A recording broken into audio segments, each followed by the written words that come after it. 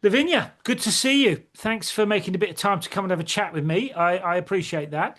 I want to start the interview by asking you about something that you said to me when we spoke last. You said, companies are wasting huge amounts of money because they're reactive rather than proactive about health and well-being in the workplace. I mean, what's the story with that? I mean, what leads you to that conclusion?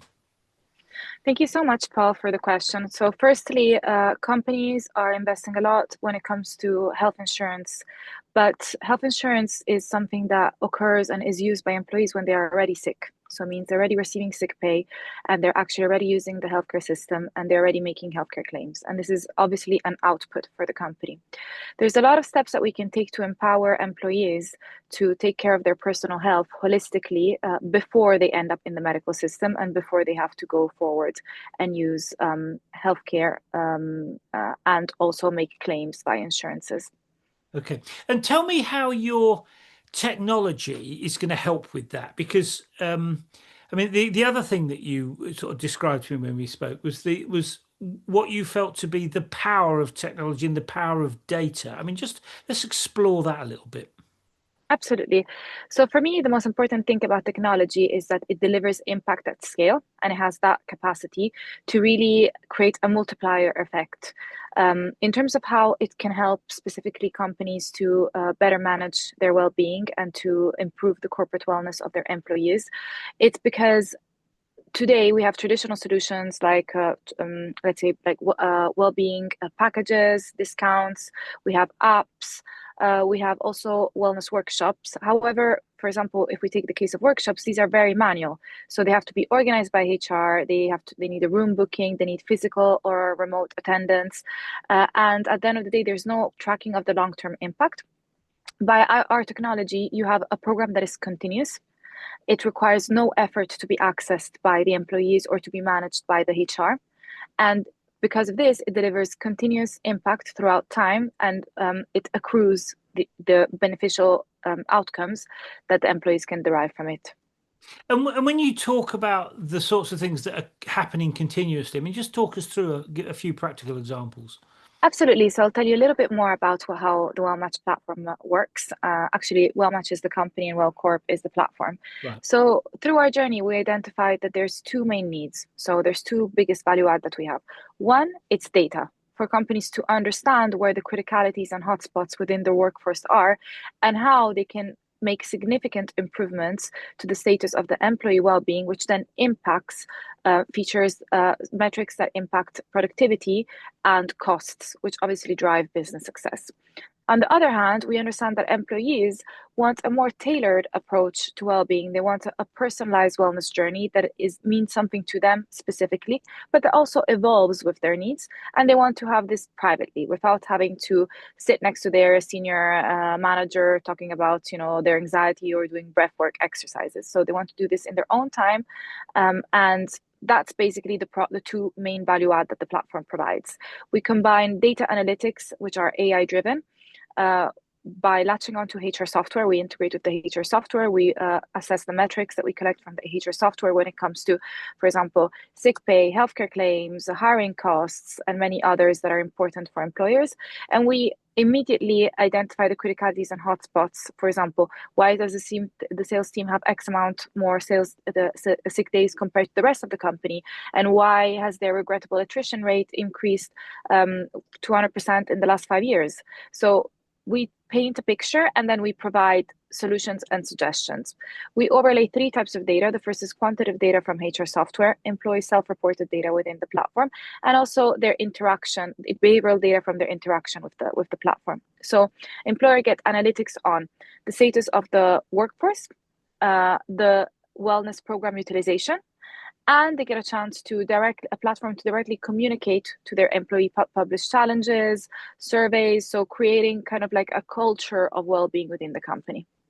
And just give me a practical example. So let's say, for the sake of this discussion, that I'm a salesperson at the company that you're talking about.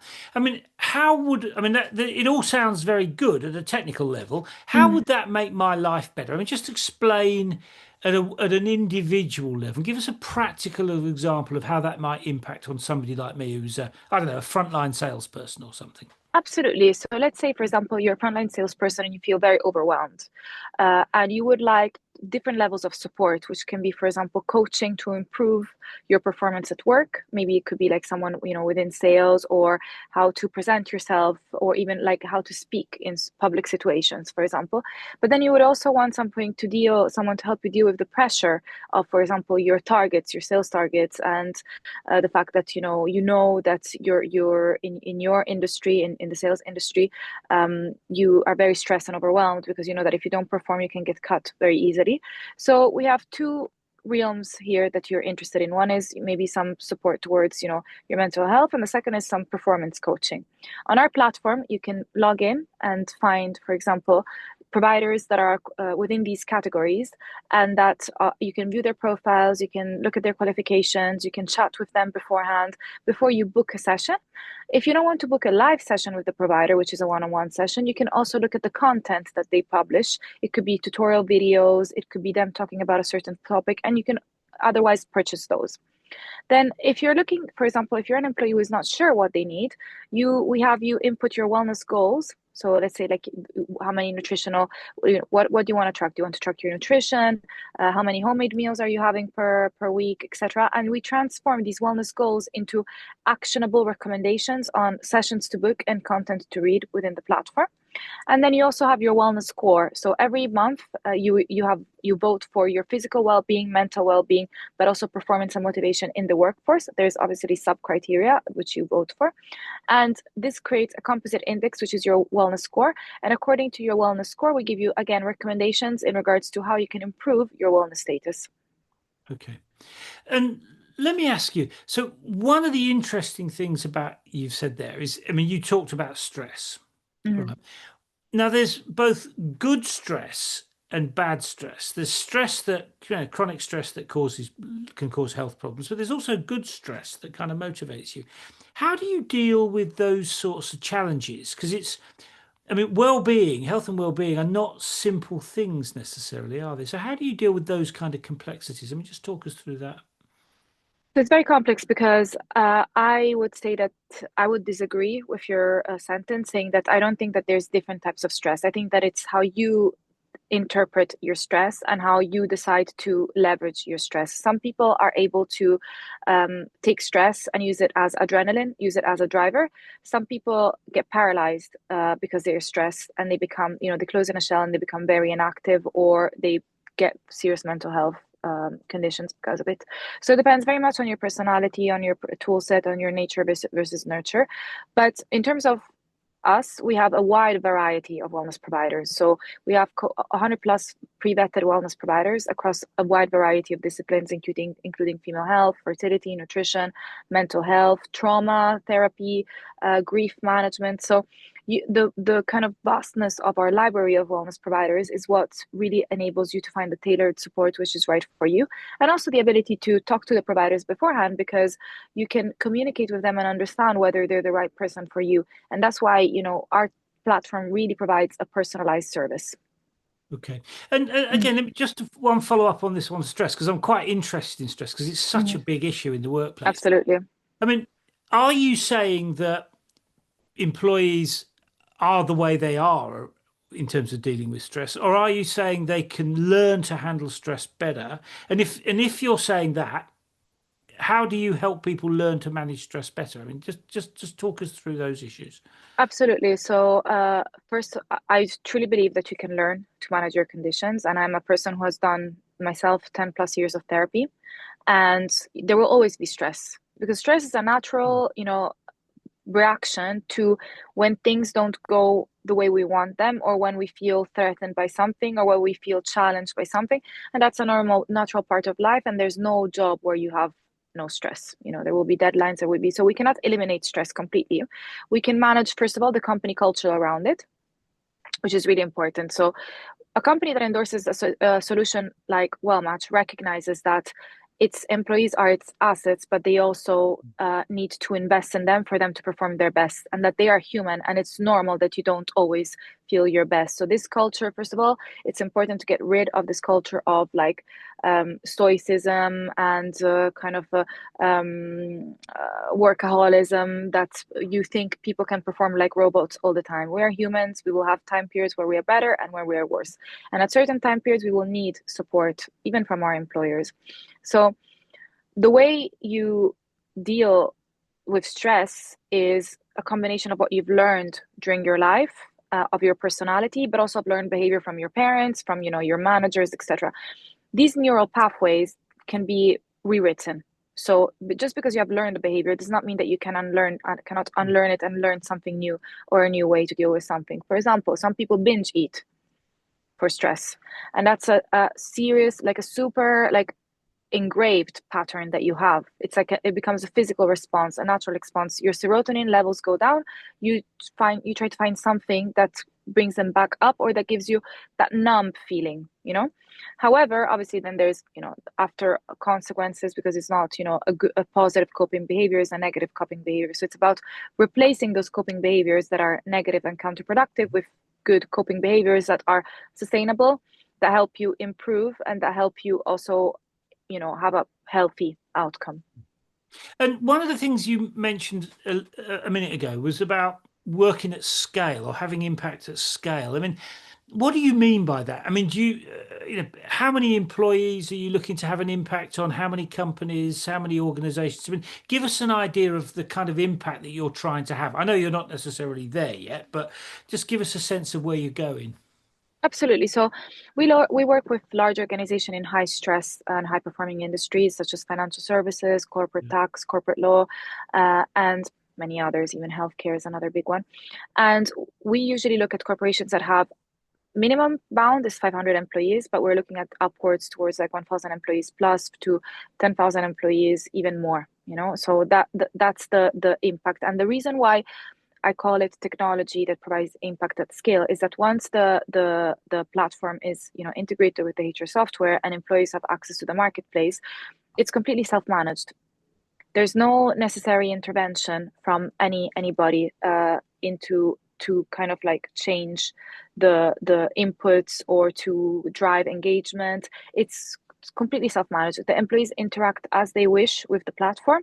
The analytics automatically flow back to the employer, who then gets insights in regards to how the program is working, how are the employees feeling. All of this obviously anonymized and aggregated, and we never share data for cohorts of less than 10 data points. Okay, I see. So you're talking about really working at quite a big scale, aren't you? Yes. Let me ask you about your motivation. So, I mean, most of the people that I know that are entrepreneurs would describe it as a roller coaster. There's good days, there's bad days, everything in between, and that's tough emotionally. I mean, what is it that gets you up every morning and kind of motivates you to ride the roller coaster that you're on? I I am a builder. I love building things and I love solving Mm. problems. And I really believe the biggest thing for me is I believe in preventative care. And I really believe in taking charge of your own health. And I believe in not ending up in hospital, not ending up in the sick system, but doing something beforehand. And I also believe in the self-confidence that brings you as a human being, in when you feel that you are in charge of your health, of your well-being, when you feel you can make the right choices for yourself, when you feel you have the tools to lead a plentiful, healthy and happy life. And I think that's super important, but I also think that there's a lot of education that goes into that, a lot of resources, and not everybody has access to them. Mm. And I feel that there's a multiple pieces. This has to be treated in school, it has to be treated by the education system, by the government, etc. But it's also the responsibility of employers to make sure that the culture in their company is supportive of this, and that they help their employees achieve a wellness status. And you're helping the employer do that. Is that what you're saying? Exactly. As well as Correct. helping the employees, yeah. Correct. Okay, let me ask you, you mentioned the word building things. I mean, I certainly get that. One of the things that's interesting about the present time that we're in is that to build a company, you build that company, under the scrutiny of social media. I mean, we're building companies in the social media age, really. I mean, what's your take on trying to build a company in an age when there is so much scrutiny, but also there is so much other information out there. I mean, there's an awful lot of disinformation, for want of a better way of describing it, about health, for example. I mean, so how do you feel about the process of trying to build a company in an environment like that? I mean, what's your sort of thoughts on that? Well, I'm gonna be my very blunt Italian self, and I would say money talks and BS walks, in the sense that, there's a lot of pressure on, like, um, you know, philanthropy or something that is scrutinized, whether it's right or wrong, etc. I think that, you have to have a core focus on who your customers are, what problem are you solving for them, what is the tangible value that you are delivering. And if you're honest with yourself, and if you're delivering real value to your customers, and you're solving a problem that they need to be solved, then you're doing your job correctly. And then the scrutiny around it is, to me personally, irrelevant. But that's kind of, honestly, it's a bit of my personality. I believe in what I do, and I feel that the people that I'm trying to help are really benefit from what I'm doing, and that the solution and the product that I am selling has, a value to them, and provides tangible benefits. Then the rest, I feel, is irrelevant. Hmm.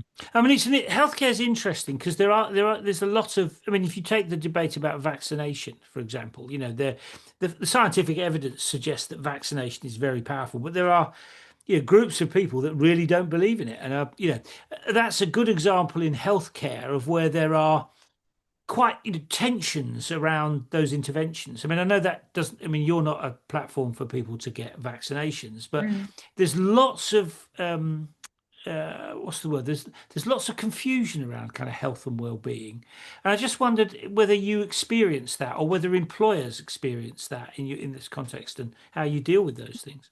I mean, there is a complicated subject, but I would put it this way. So, there's a lot of misinformation out there in the media, and also there's a lot of pressure on people to. It becomes like everything is a to do. Like, oh, you if you don't have a 10-step morning routine, then you're failing at life. And I'm very against this, because I think that everybody's wellness journey is completely personalized, and personal to them, and to, their bodies, which are unique. So there's no. I'll give you an example. I'm a qualified AFN qualified nutrition and weight management advisor, and I myself only prescribe intermittent fasting to either males or women who have a very androgynous body type with high testosterone, because they can handle it. When you have, like, the classic example of the Mediterranean woman, for example, the moment you ask her to fast for X amount of hours, what happens is her period can stop, her cortisol levels rise, she becomes extremely tired, she can lose her hair, etc. And that's because her body is put in fight or flight mode. Mm. But that's an individual response. So there's no, right or wrong for everybody. So I try not to be prescriptive, but to listen to things. Then when it comes to other initiatives, like, for example, let's say, vaccination, even vaccination is a prickly subject, because, to be truthful, vaccination is only successful if, the vast majority of the population has it. Otherwise, there's no point in it. So these decisions, for me, should be taken at a kind of, like, global, like, especially with globalization, where there's no more kind of physical barriers anymore, population health management, long-term population health management, level of decision making. But then, again, there's the point of, it's your body, it's your choice. So it's very, very tricky. Mm. Difficult issues, I would suggest. Yeah. Let me ask you about, we've touched on building. One of the things I've noticed about very successful entrepreneurs is that they're very good at working with people. I mean, they're good at working with customers, they're good at working with the team, they're good at building partnerships, they're good at overcoming conflict. I mean, what's your take on the process of working with other people, and how do you see that impacting on building what is a technology business that, in one sense, doesn't have a lot of people involved, if you get my drift? I mean, what's your take on that? I think listening is key. Listening to your Mm. customer needs, listening to what motivates your team, listening to people who, for example, oppose your solution and why they're telling you no. For for example. I think that's the biggest thing, the biggest favor you can do yourself as an entrepreneur is to, it doesn't mean you have to take all of the advice or take everything someone says for granted. You have to learn how to listen to all the feedback and then be able to filter through. But also sometimes the feedback, it doesn't mean that you're doing a wrong thing. So let's say, for example, I was, at the beginning, Wellmatch had started as a D2C app. And my father used to tell me like, oh, I would never book a massage therapist through your platform. But, this is a no, but it doesn't mean that my solution is not right. It just means that he's not my target customer. Mm. So you really have to understand, like always listen to feedback, but understand what is the good one for you. Even your employees, they can propose for you a solution to a problem that you don't agree with, but it's good to know where they are coming from and why they're coming from that angle, because maybe it can highlight other problems or other, ways to solve things, which could be useful. Yeah. And when you talk about customers, I mean, what does a good customer look like to you? I mean, tell me what a good customer would be from your perspective. A good customer is someone who, you know, not that they're good, but that they love the product and they give you feedback that helps you actually improve the product for which has positive results for them, but it's also positive results for you. And a good customer is someone who communicates with you, who gives you feedback, who respects obviously the boundaries of your agreements, your commercial agreements, and who is also becomes loves the product so much that they becomes your target champion, that they becomes your advocate, they become kind of like your flagship in a way. That for me is the best type of customer that you can get, someone that helps you grow, where you grow together, but that also helps you achieve through their testimonials that multiplier effect of starting new revenue streams and acquiring more customers. Mm. And tell me about, uh, I mean, doing business in London, for example, is different from doing business in Milan, which would be different from doing business in Singapore. I mean, tell me about the kind of, how do you, I suppose what I'm asking is, how do you kind of localize your technology in terms of the different cultures around the world? Because Mm. those cultures will affect people's sense of how they achieve well-being, their sense of autonomy. I mean, tell me about how you localize your technology to account for the differences in the different jurisdictions that you're either in or going into. Absolutely. So right now we're only, working within the UK, but we do have big expansion plans and ambitions, and we want to expand especially to the Nordics. First of all, I think you have to selectively choose the target markets where you decide to expand very carefully, like in terms of product market fit. So where do you have the highest chance of success? Where do you have the tightest product market fit? So, And for sorry, let me us, just ask you, why did you choose the Nordics? You mentioned that the Nordics are where you're going. Why there particularly? I mean, just tell us I'll about. give you I'll give you a few examples. So for example, let's say I'm Italian, and Yeah. I love my country obviously, but I don't think my country is the best place where to expand right now because there's a very strong cash culture and people Okay. have, spend a lot, Italians are aesthetic lovers. They spend a lot in like wellness, health, longevity and beauty, but they're used to people coming to their house, and paying them in cash and having like that Okay. same wellness provider. So I don't think that it's the right culture. Secondly, there's not that many huge firms in Italy, and the ones that are quite big and employ a lot of headcount are usually public bodies, which are a nightmare to Right. get in, and Okay. it's don't have the funds to sponsor. Whereas if you look at the Nordics, they have a super strong wellness culture. They're very highly digitized. Most of the large corporations have headquarters there because they're high GDP countries that have like a lot of business and they have a business culture. They're always English speakers, so all of them have good English, meaning that not necessarily do we have to. We obviously would source providers in the native language, but at the same time, we don't necessarily have to only have providers in that native language. They usually speak English quite well. And by providers, I mean wellness providers who deliver the sessions. And also, they usually have a high income per capita that they are willing to spend on wellness. And there's a finite talent pool. So employers really want to keep, good talent, and they do have quite a lot of problems with mental health. Right. And I mean, the other thing that's interesting about the Nordics is that they have a particular view about um, health and well-being as well. I mean, Yeah. I was reading at the weekend that I think in Finland, I mean, Mm. 90% of people will go in a sauna Oh yeah. once or twice a week, whereas it's probably 1% of people in the UK. I mean, I don't know whether that's true, but I mean, I can't imagine. I don't know many people that have got sauna, but so their whole perspective on investing time, building, putting a sauna in, actually going and spending time there with friends and family, and all the rest of it. I mean, it's a very different approach. Did that influence your thinking? Yes, absolutely. As I said, they're very wellness prone. It's embedded in their culture. To be honest, a lot of countries have, wellness integrated. Like for example, Italians are very careful about their food. They are very usually they eat quite healthy, and Yeah. they eat proper food. So for us, like we don't snack on chips and stuff like this. We eat real meals with real food, and they also cook their own food quite a lot compared to, for example, the average person, I would say, in the UK or in the US or in other countries. So every country has its own wellness trends, but I think that uh, the Nordics are a bit more, let's say, woke when it comes to different types of well-being, more holistic practices around, for example, how to treat menopause, how to treat fertility issues, how to treat mental health that are more have a wider spectrum compared to, for example, more narrow, maybe Southern European mindset. Yeah. And what about, sorry, I mean, I know this is a theoretical question because you're not in there yet, but the thing that was going through my mind as you were speaking was what about America? I mean, it's a huge market. In some ways, the Americans are really into the kind of health stuff, sport, fitness, They are. and in other ways, they eat terrible, or sometimes they eat terrible food. They love fast food. I mean, what's your take on somewhere like America from that point of view? And are US companies interested in the kind of health and well-being thing in the way that perhaps British companies are or Nordic companies? Yeah, absolutely. So there's a lot of the US has a lot of trends around like longevity, biohacking. Obviously, a lot of the practices and a Yeah. lot of the practitioners that we have, the wellness providers that we have trained with US, courses or in the US. However, I feel like from a logistic perspective, we have a very big enough market here for now. And setting up shop in the US means a lot of competition.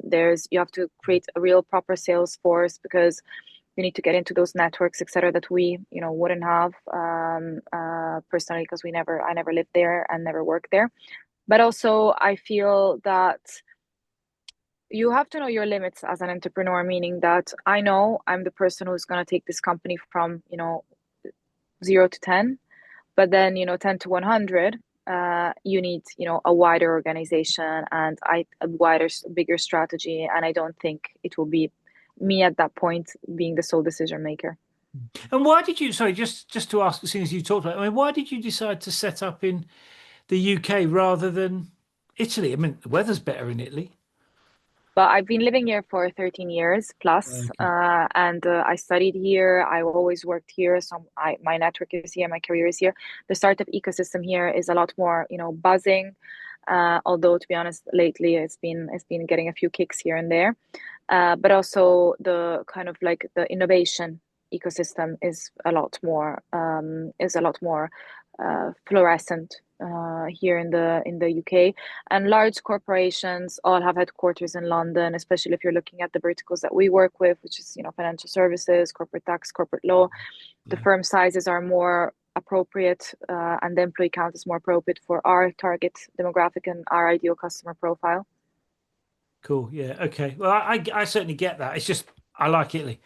I agree. I But mean, that's the exit plan, the yeah, well, retirement yeah, plan. okay, I get that. I mean, like you said, you can't go wrong with the food there. That's for certain. No, no. Let me ask you about the journey that you've been on. I mean, I know I mean, you've just talked a little bit about it, but when you look back on that journey, I mean, let me ask you as a starter, what's been the most fun bit? I think the idea, building the product, that's my Right. favorite part. It's like conceptualizing, like even things that I think people would detest. Like until just before this call, I was actually writing a list for with my CTO of the in platform notification triggers. So what actions trigger notifications within the platform? What is the message that you get from each of the notifications, and how often they occur? For me, this is it allows me to think about the end user and to empathize with them and think how a person is going to interact with your platform. And that means, basically your dream coming true as an entrepreneur. So definitely I think that's the most Yeah. fun part. Yeah. And what about the flip side? What about the hard miles, the things that have been tough? I mean, give us a flavor of those. Personally, for me, the things that I feel like I can't control as much. Sales cycle is very tough. Yeah. Finances are always very tough for startup resource constraints, but also keeping yourself motivated and building that resilience. Because the truth is that in a job environment, regardless of how hard it is and how long the working hours are, someone is there to tell you how to do things, whether you're doing a good or bad job, and also to pay you at the end of the month. And I think within startup land, you don't have that. There's nobody. Everybody wants to tell you how to do things, but nobody has ever done what you're doing specifically before. So, there's no real book and there's no real right or wrong answer. Often decisions that you take can either make or break your company, but you have no visibility on which direction is going to go in. You only know that when, decision has been made and time has passed. And also you have that emotional resilience whereby like you are the company. Like this is something that I often discuss with people. I say, in your day you have maybe 3 calls, 5 calls, and you're listening to half of them. Maybe you drop a couple of sentences here and there. Every call you have, you're leading the call. It's you selling your product. You have to believe in it 24/7. I think that is really hard from a motivation perspective, not only from a motivation perspective, but take your losses on your like to take your losses, cut your losses, know when it's time to move on from something, know when it's time to push harder. It's difficult, and it's a lot of it is gut feeling, but then you have to continue believing in yourself and having confidence that you know how to make this decision. And sometimes that can also be hard. Yeah. I mean, it's interesting you describe that. I mean, I think it's extraordinarily hard for the reasons you've just outlined. There's nobody to tell you whether it's the right thing or the wrong thing. I mean, if you work for somebody, you can go at the boss and say, Yeah. what do you think? Different when you're trying to build a company. What about, I mean, one of the things that interests me is what are your health and well-being routines? I mean, how do you, I mean, we've just talked about how being the CEO is quite a tough gig. I mean, how do you look after yourself in that context? Well, to be honest, obviously I'm not perfect, like everybody. I have a very strong sense of like, wellness, routines and etc. Because A, I'm an ex-athlete, so that's something I grew up with. B, I really believe in it, and I know it grounds me. It keeps me in check. It allows me to perform even at my best, to have that kind of safety net. And for me, definitely exercise is number one. I am extremely passionate about exercising. I exercise, 5+ times per week. Usually, my worst weeks is 3 times, never below that. And I like to run a lot. And other than that, I do metabolic training or Pilates or functional exercises. I take supplements with criteria, meaning that I always used to take so many. Now I try to take the ones that I actually feel like I need. I try to manage my water intake. I try to meditate. It's not my forte, but I try to have some mindfulness. I try to check in with myself and how I speak to myself. But again, this is all in the ideal. I watch my nutrition quite a lot. That is something that I'm very very careful about. But this is in the ideal week where things go the way I would like them to go. Then there's weeks where, I sleep 2 hours, I have events and probably drink my weight in wine every single night. And I, have negative thoughts and I'm not kind to myself. But I guess that's everybody, and it's not about being perfect, it's about feeling the confidence that you can go back to that safe place if and when you want, and it's only up to you, and you have the resource to do it whenever you want. So I've had extremely stressful periods at work where I've managed them in excellent ways. I've had exam sessions in my life where I've exercised every single day, eaten super well, gotten my sleep in, and had better results than the times that I was trying to burn myself out. So I think is a mindset, and I think a lot of this is like when you think about longevity and biohacking is all about efficiency. So if you start thinking of your body as a machine that needs certain things and you take the emotion out of it a little bit, it becomes a little, at least for me, it becomes a little bit easier to treat yourself well, because it's like, oh, like I give the plant water and light so it can grow. And there's no questions asked, right? No water, no light, plant dies. Same goes for your body and your output and your work. If you don't treat yourself well, ability to be lucid is going to decline. Your ability to be clear in your communication is going to decline. Your productivity might the fact that you're working longer hours does not make you necessarily more productive Mm, and does not make your work the quality of your work better. So it's about reminding yourself that. Doesn't mean that then sometimes there's those days that something just has to get done and it's going to be at the expense of your personal health.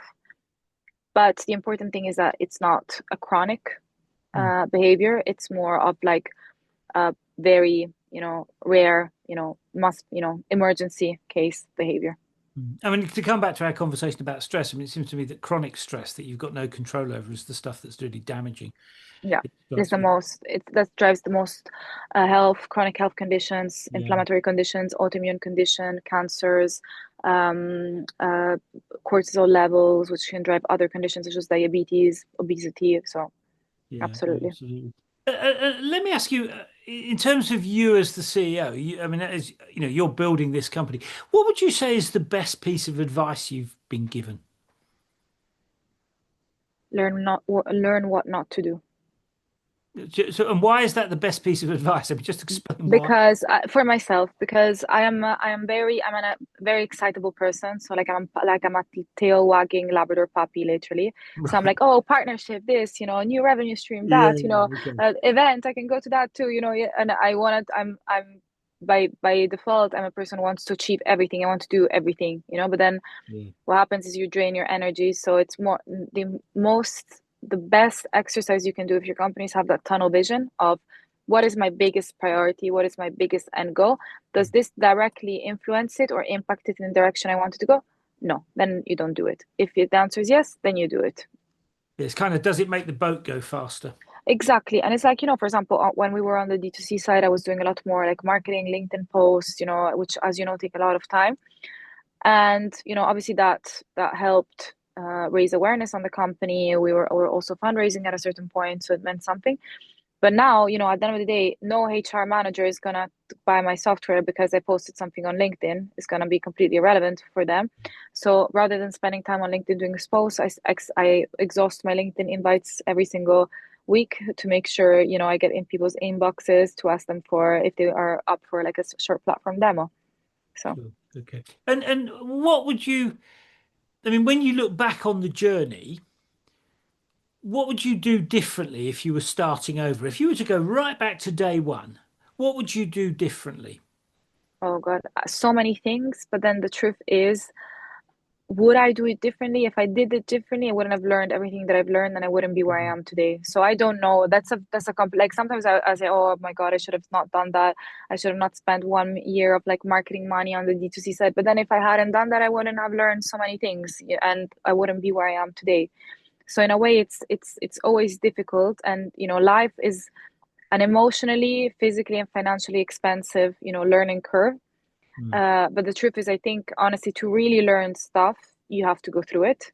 mm, Otherwise, if people just tell you what the mistakes not to make or the things that you should have done or you would have done better, you end up like not really having that feeling of like what the resulting loss means on your own skin. yeah. I mean, I think I like Churchill's quote where he says, success is about going from one failure to the next with no loss of enthusiasm, which I've always quite liked, because it's I building a agree. business is lots of things go wrong, don't there? Lots of stuff is unexpected and difficult to deal with. It's a tough gig, really. Absolutely. One last question before we wind up. I mean, there's lots of exciting things happening at the moment. I mean, what exciting stuff are you looking forward to in terms of the world that you're in and the things that you're doing? Well, I'm really looking forward to seeing the platform live with our first pilot. I can't wait to have a practical use case to apply everything that we've built, projected, and also to learn from it and refine the product and disprove some of my hypotheses and rewrite and recirculate. So I think that would be number one. And then one thing that I would really, really, really like for Wellmatch is to be the preventative care kind of offering for partnering with health insurances.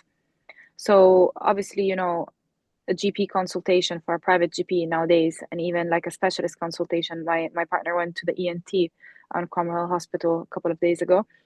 it, just that cost him around like £450. A session with a provider reading some content is like a fraction of the price. And that's why the ROI of investing in wellness is 470% on average. For every £4 spent, you get at least, for every £1 spent, you get at least £4 back in savings. So that's what I really, really believe in. And that's why I think to distribute at scale, partnering with a health insurance could be really the best way forward for us. Sure. Yeah. And let me ask you about AI. I mean, AI is, you know, popping up everywhere, isn't it? Really? Yeah, of course, we use it too. Because it's about managing data. I mean, what's your take on the way AI is going to unfold going forwards? I think AI is amazing. It's a huge facilitator. It's a huge, efficiency boost. It can summarize information and spit it out in a way that makes sense and is personalized and tailored to specific use cases. And that's incredible. It's just about building a framework around it that is safe, that still has, human supervision and human input, and that allows for human interaction with technology rather than replacing, humans or kind of replacing the need for interaction. Yeah, yeah. No, I mean, I think whichever way it shakes down is going to be pretty interesting, is my kind of reading of it. Anyway, Lavinia, thank you for coming along. Thank, Thank you for sharing that story. Lots of interesting stuff going on in your world. I mean, it sounds to me to be pretty exciting. So good luck going forward. thank you, Paul. I really appreciate it. Great to see you. See you soon. Bye bye. Great to see you too.